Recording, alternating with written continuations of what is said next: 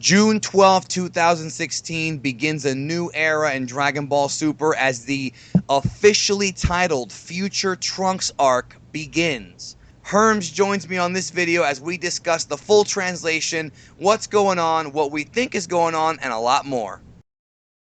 Lord Frieza demands that you subscribe to this channel and follow Mr. Geekdom on these social media platforms. The Dragon Ball fandom, it doesn't matter where you're at, is losing their minds at the return of Future Trunks and the Future Trunks arc beginning June 12th. Now, obviously, for those of you in the other hemisphere, it's actually going to be June 11th. But nonetheless, June 12th in Japan. And we got a whole bunch of translations that came out in the past couple of really the past 24 hours, I would say.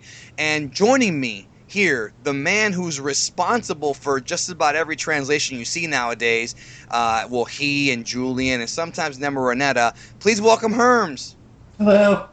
Hello again, Herms. It's always a pleasure whenever I get to talk to you, bro. It's an honor.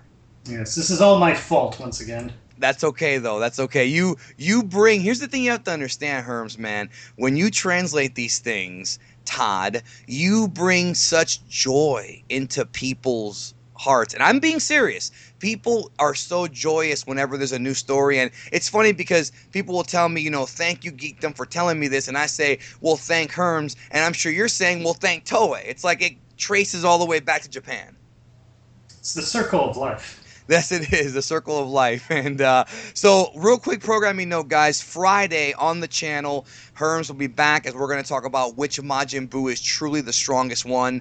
And it's been a debate that's been going on for 15, 20 years. We're going to put the kibosh on it on this video Friday on the channel, so come back for that. Now, let's talk about these new translations officially from Toei Anime, or toei-anim.co.jp, which is the official Toei animation website. Dragon Ball Super's new arc. And actually, if you go to the website now, it just literally bounces in this picture of Trunks. This picture of Trunks, Herms, 100% Toriyama artwork, concept art, correct? That's right. Yes. And this, according to what your translations were, Trunks is going to be returning, and there's going to be a battle surpassing time and space involving the gods of destruction, plural. We don't know if it's Beerus, Champa, or maybe all 12. The Kaioshin, which are the gods of creation, as we learned. And the Omni King himself, Zuno. Or not Zuno, Zeno. I hate when I make that mistake. Zeno. That's why I recommend just translating it out. But anyway. Yeah. Now, I do want to make a real quick translation note for everybody, Herms, and I'm sure you'll agree. Some people have been calling him King Zeno or Omni King Zeno. Omni King literally translates to, Zeno translates to King of all or King of everything. So calling him Omni King Zeno is like saying Omni King, right? Yeah, it's redundant. He doesn't have a name. He just has this title, which his title is Zen-O. Zen means all, O is king, and so literally King of all, or Omni King, as I like to say. Yes. Omni means all. And you did name him that officially. You took the poll, and now everybody calls him that. I'm pretty sure that when Funimation dubs it, they're going to call him King Zeno, because you know how it is.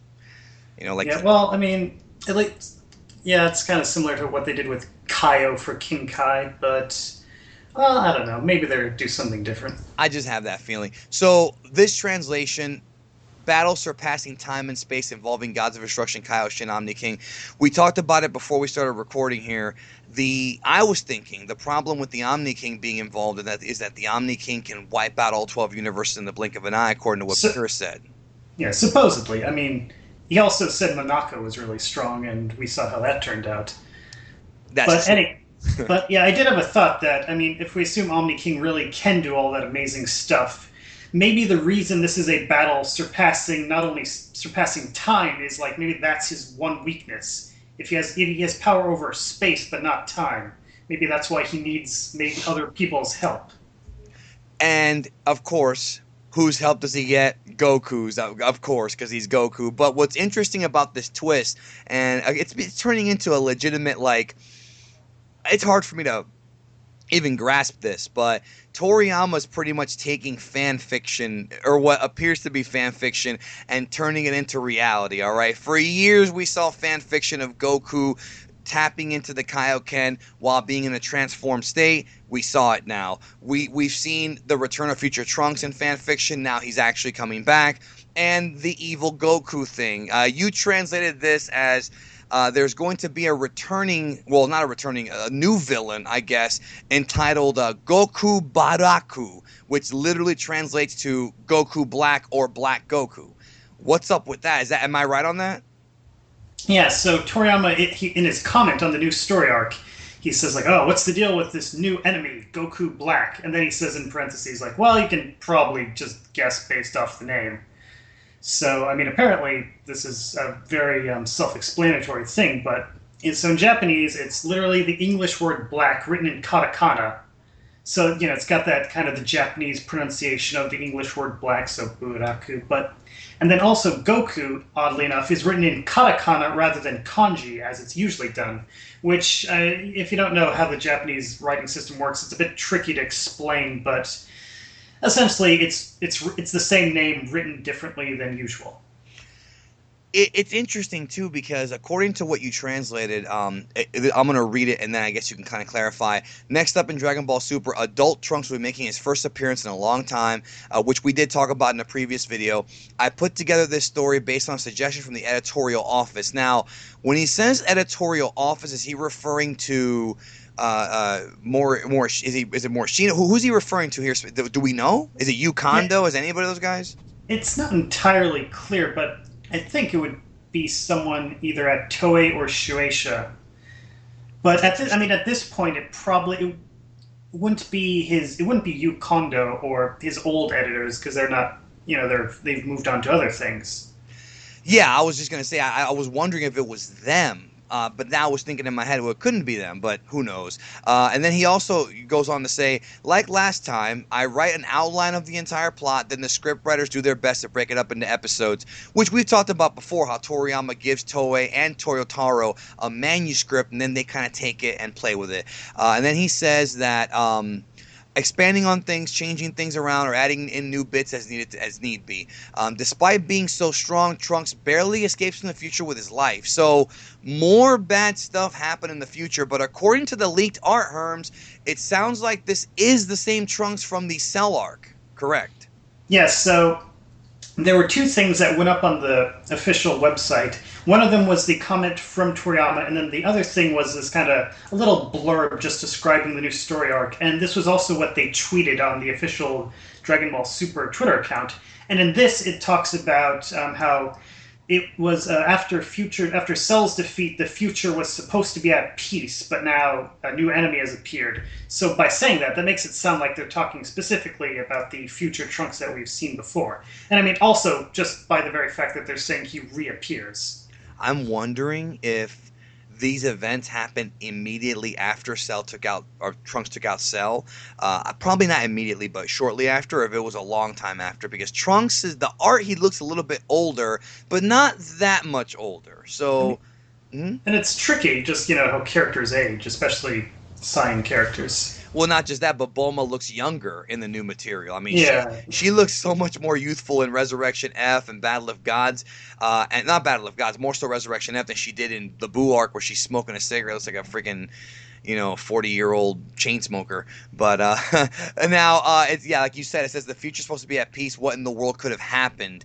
Now this is, I'm a little confused about this Black Goku. Like you literally are translating it as Black Goku, but Goku does not exist, or not doesn't exist, but Goku is dead in the future timeline. He died of the heart condition, the heart virus.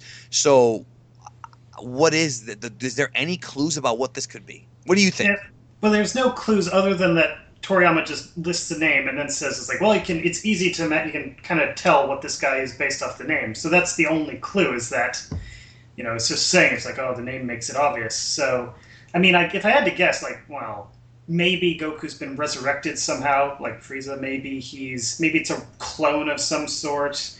Maybe, I don't know, maybe it's just a guy who calls himself Goku for whatever reason. I don't know why that would be. Maybe it's, well, there was the thing there's this kind of little mini arc that they're going into right now that'll be before this new story arc where it's The copy this Vegeta thing? the copy Vegeta. So Yeah. maybe that's setting this up somehow. Maybe it's like a like an alien copy of Goku.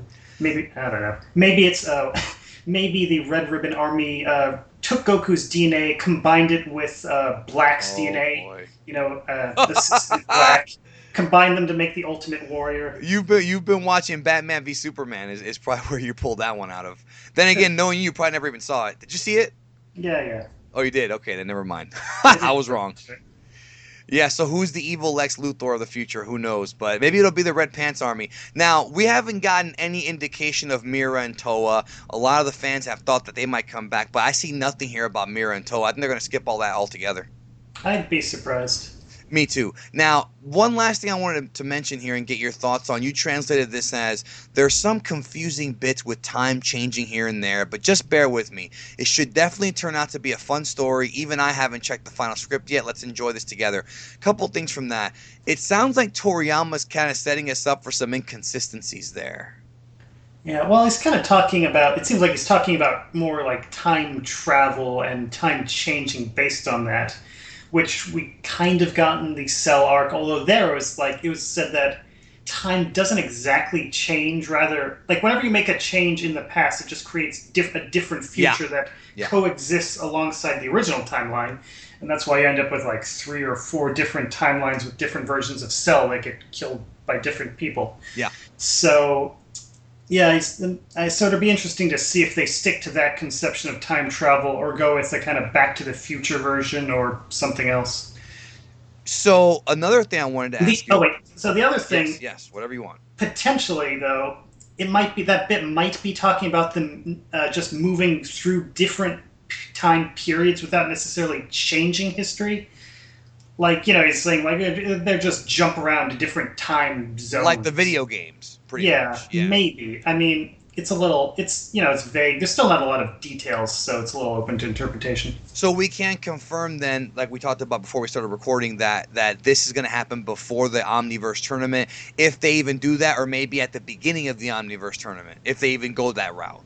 Yeah, there's been no mention in Toriyama's comment or the thing on the website introducing the arc. There's no mention of the tournament that's supposed to be happening soon, so we'll see if that's just further in the future or if it gets interrupted by these events. Yeah, it's one of those two. And then the last question I have for you here before we get out of here is, he says, well, you translated that he said, even I haven't checked the final script yet. Does that confirm or at least give us an idea that before these episodes get made, that Toriyama gets a fax of the scripts and reads them? Or is he talking about just the overall story treatment? Is there any information about how that creative process works? That's another thing where there's not enough information to say definitively. Like, that was my impression just going through it, was that he probably checks over, well, like he mentions earlier, how he'll give them outline and then they're change that in various ways.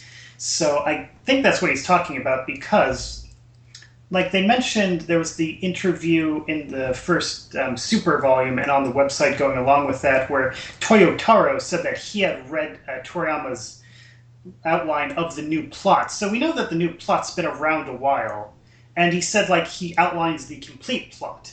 So like we know there's been something summarizing the entire plot, only in obviously not a finished form, and then he gives that to the people at Toei, who then put it into episode form with whatever changes they need to make. And so I think Toriyama's saying he hasn't looked over the finalized episode format of the story yet. Yeah, it's just makes me wonder, like, how much... I mean, obviously he has final say, right? Like, if he says something, they have to make a change, correct?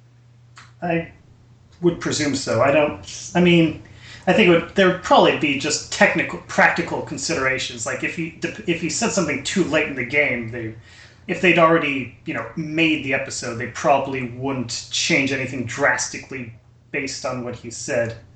Yeah. But overall, like he can obviously before these episodes get animated, he can obviously go in there because I remember we talked about how actually Hujio and I talked about this how they are in contact with him and that sometimes they'll ask him questions, he'll send them bullet points. That's pretty much how it's implied it works out over there, right?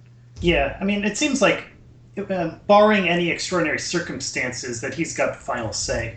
Yeah, it should be interesting to see where this goes. So, before we get out of here, do you have any outlandish predictions just in your head of reading this that have popped in there?